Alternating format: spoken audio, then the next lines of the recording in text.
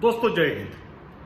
दोस्तों हम सब मानते हैं और हम सब जानते हैं कि इतिहास स्वयं की पुनरावृत्ति करता है, वो बार बार करता है और वही पुनरावृत्ति होते हुए हम अपने पड़ोसी देश चाइना में देख रहे हैं।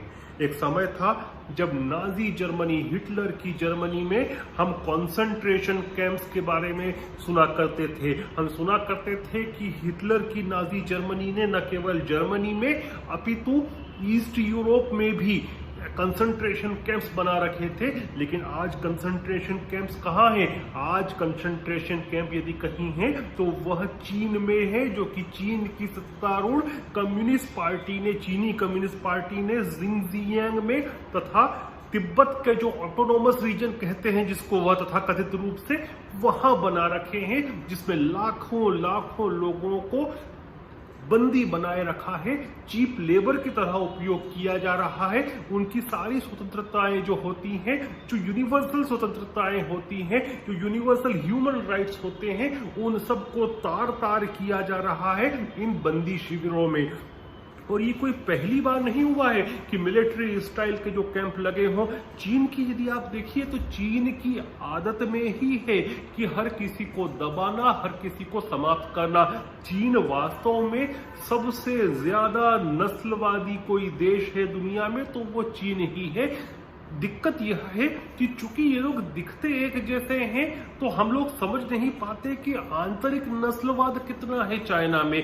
चाइना में 5 ऐसे रीजन्स हैं जिसको वो कहते हैं कि स्वायत्त क्षेत्र हैं, ऑटोनोमस रीजन है, जिसमें जिनजियांग भी आता है, इनर मंगोलिया भी आता है, तिब्बत भी आता है। और ये जितने जो 5 क्षेत्र हैं, 5 वहां के प्रांत हैं जिसको ये स्वायत्त प्रांत कहते हैं, वे सब के सब कैप्चर किए हुए हैं, सब अनाधिकृत कब्जा किए हुए हैं और इन सब में ह्यूमन राइट्स का वायलेशन होता है। तो यदि भूभाग के दृष्टिकोण से देखें तो आधे से ज्यादा चीन का जो भूभाग है वह इन्हीं जो तथाकथित रूप से स्वायत्त क्षेत्र हैं उनसे बनता है। मैंने आज इस पर लेख भी लिखा है, उसकी लिंक भी आपको वीडियो के साथ मिलेगी। उसमें मैंने नक्शा भी डाल रहा हूं कि आप ये नक्शा देखिए। इस नक्शे में जो ये पीला पीला रीजन दिख रहा है पीले रंग में, ये सब ही ऑटोनोमस रीजन हैं और ये सब के सब जो रीजन हैं ये कब्जे किए हुए क्षेत्र हैं, चीन का खुद का क्षेत्र नहीं था। अब हम आते हैं कि जो नस्लवाद की बात थी। देखिए चीन की जो बहुसंख्यक जनसंख्या है वह हैन चाइनीज पॉपुलेशन है, जो अपने आप को हैन लोग कहते हैं। और इनके अलावा जो लगभग 56 किस्म की वहां पर नस्ल हैं उनको वे माइनॉरिटीज मानते हैं, जिसमें तिब्बती भी हो गए, जिसमें मंगोलाइट्स भी हो गए, जिसमें मंचूरिया के लोग भी हो गए, जिसमें शिनजियांग के भी हो गए। ऐसे बहुत सारे वहां पर रेसेस हैं, माइनॉरिटी रेसेस हैं और इन सब के साथ बुरा बर्ताव होता है, मानव अधिकार का हनन होता है, उल्लंघन होता है।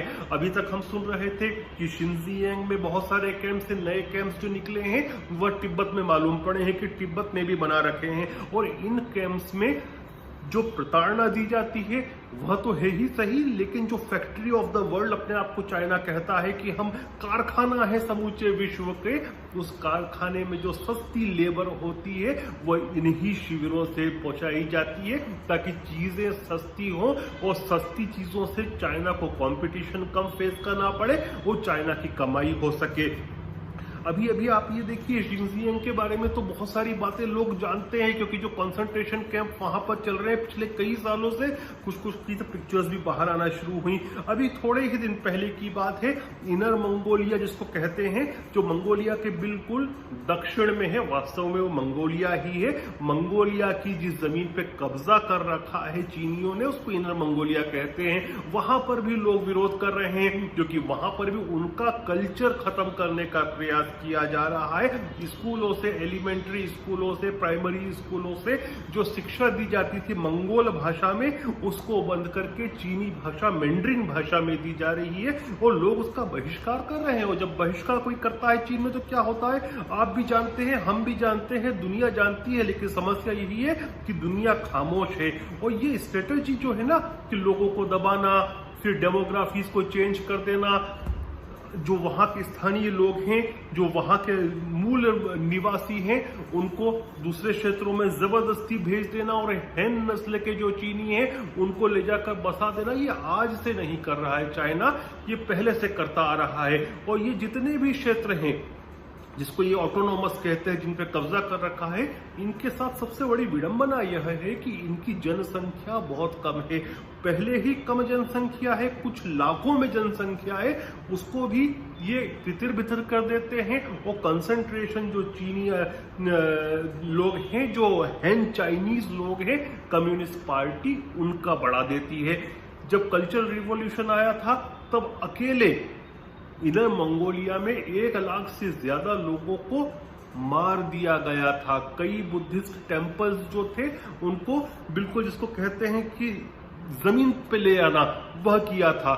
सिमिलरली इन्होंने 4 साल में जिनजियांग में जो आधी मस्जिदें हैं, जो आधे मजार थे, उन सबको समाप्त कर दिया। उसी तरह से तिब्बत में भी किया है। अभी इन तीनों रीजन्स में आप देखिए, चाहे वह इनर मंगोलिया हो, चाहे जिनजियांग हो, चाहे वह तिब्बत हो, या तो लोगों की धार्मिक आजादी को खत्म कर दिया जाता है, या धार्मिक स्थलों को तोड़ दिया जाता है, या नहीं तोड़ा जाता है तो वहां जाने नहीं दिया जाता है।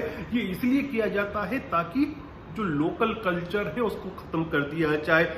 और चूंकि तिब्बत और शिनजियांग सबसे बड़े इनके ऑटोनॉमस रीजन हैं, इसलिए सबसे ज्यादा जुल्म भी कहीं हो रहा है तो सबसे ज्यादा शिनजियांग और तिब्बत में ही हो रहा है। तिब्बत के लिए तो हम सब जानते हैं, दलाई लामा हमारे यहाँ बैठे हैं, जो निर्वासित सरकार है तिब्बत की, वो भारत में हमारे यहाँ पर है। हम जानते हैं क्या ट्रीटमेंट किया है।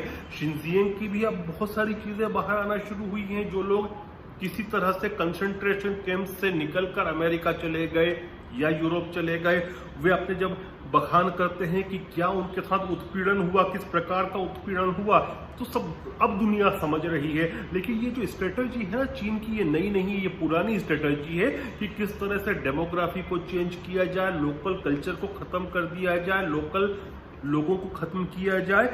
और ये स्ट्रेटजी जाती है मेनली इनकी 1989 में चीन के एमिनेंट एंथ्रोपोलॉजिस्ट होते थे, मैं शायद नाम उच्चारण सही नहीं कर पाऊं, फाई जियाटोंग, जो कि मानते थे कि काफी समय तक मिक्स करके और मेंडलिंग करके जो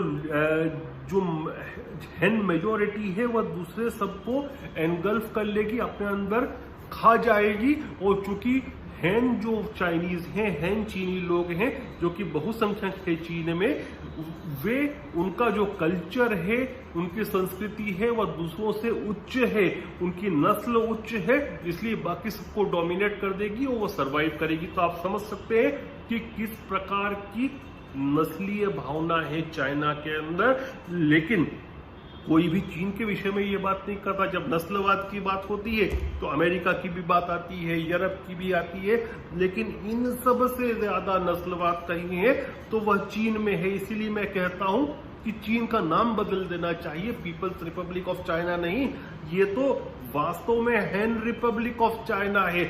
इसलिए मैं आपसे भी विनती करता हूं, एक हैशटैग चालू करें, मैंने भी किया है, Han republic of China, HAN republic of China. धन्यवाद।